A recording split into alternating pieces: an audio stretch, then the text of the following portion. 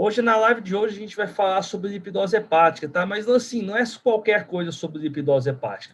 Porque lipidose hepática por lipidose hepática, pessoal, é um assunto que está um pouco batido. É muito fácil a gente achar qualquer coisa sobre lipidose hepática. Qualquer coisa, você entra ali, um artigo, o livro em si é muito rico.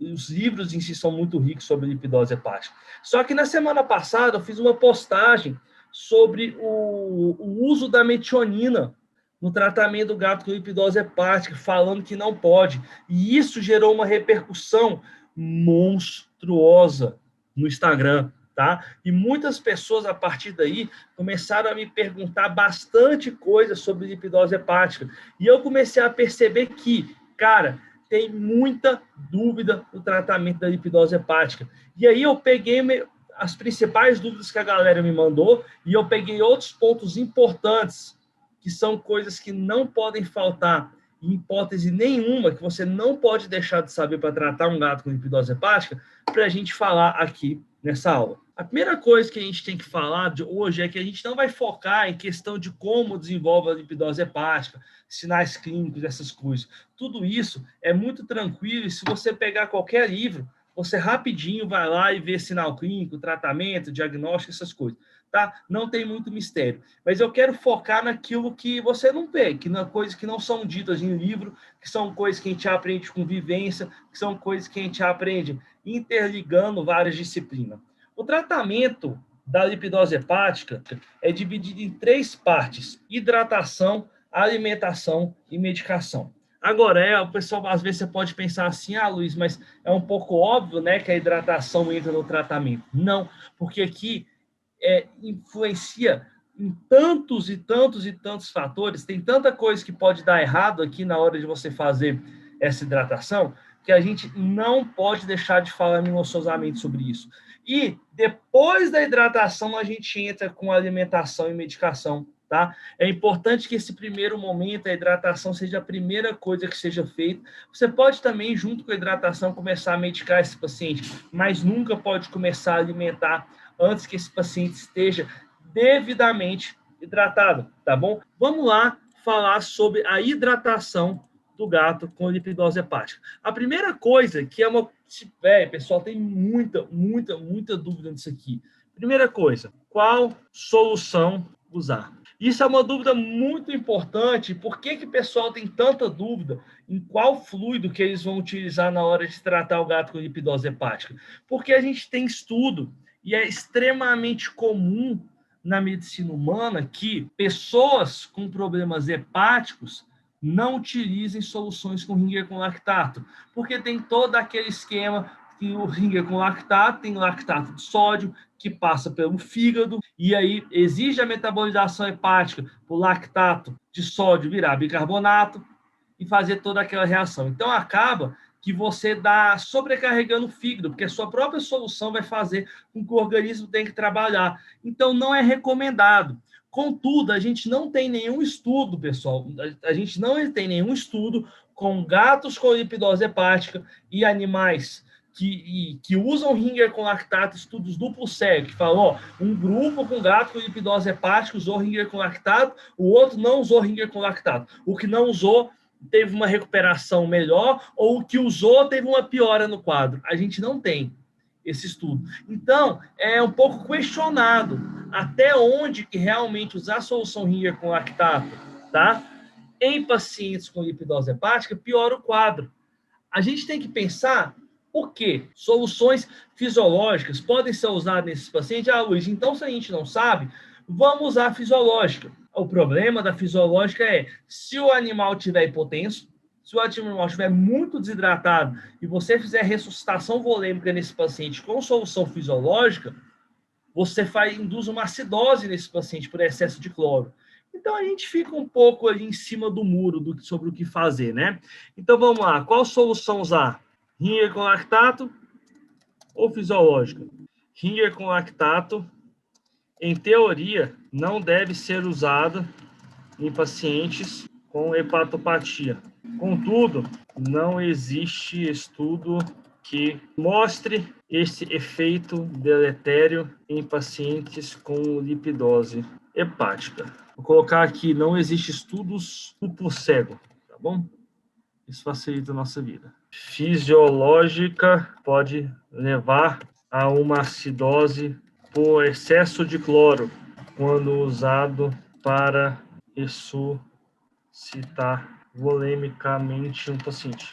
Então, essa aqui que é a primeira coisa que a gente tinha que falar. Então, Luiz, o que você usa? Vamos ser práticos, para não ter problema. Eu reidrato o paciente com solução Ringer com lactato, tá bom? Eu pego o animal que está desidratado, que está hipotenso, tudo, eu faço Ringer com lactato nele, e depois eu mantenho nesse paciente como manutenção, põe o fisiológico. Segundo ponto que a gente tem que levar em consideração, meus amigos, realizar sempre antes da alimentação. A gente falou bastante disso, pessoal, na live da semana passada, tá? Então a gente não vai focar muito nisso aqui nessa aula, que é sobre a necessidade, a super importância de você hidratar um paciente, recuperar a pressão dele antes de você começar a alimentação do paciente.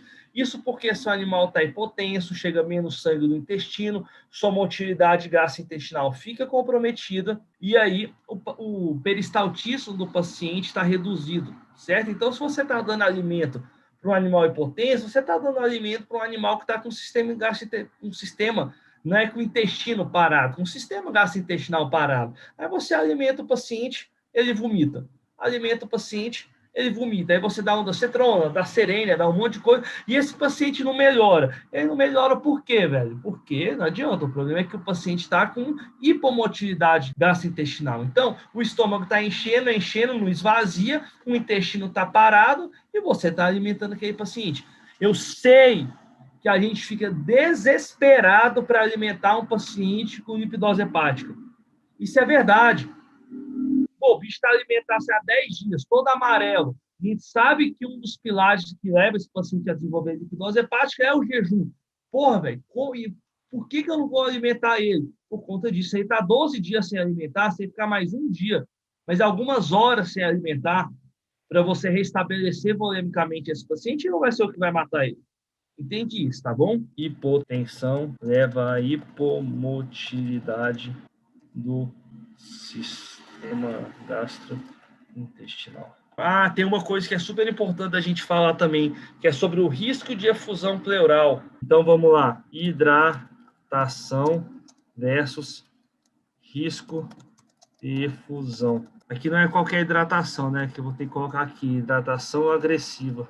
Por que isso acontece? Esses animais é extremamente comum. Você vai pegar esses pacientes com lipidose hepática, esses animais estão hipoproteinêmicos. A proteína total dos caras estão lá embaixo. A albumina desses caras estão lá embaixo. Isso acontece. Isso é super comum de acontecer. Só que às vezes a gente fica numa certa sinuca de bico. O que é essa sinuca de bico? Às vezes os animais com lipidose hepática, quando eles chegam mais graves para a gente, eles chegam com muita hipotensão. O animal chega hipotenso, o animal chega extremamente desidratado, e às vezes a gente tem que fazer uma reposição volêmica mais agressiva nele.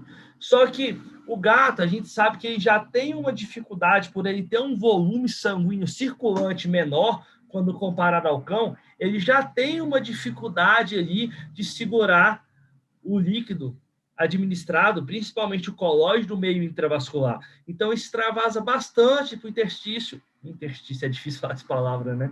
Acontece muito no gato. E se você pega um gato que tem um volume circulante menor quando comparado ao cão, com hipoproteinemia, hipoalbuminemia, isso acontece com mais frequência. Então, se você pega o bicho que está hipotenso, faz uma reidratação dele fudidaça, muito volume, muito rápido, usando colóide, por exemplo, Ringer com lactato não faz diferença, tem grande chance de você gerar nesse paciente efusão. Agora, Luiz, é só efusão? Não pode ser edema também?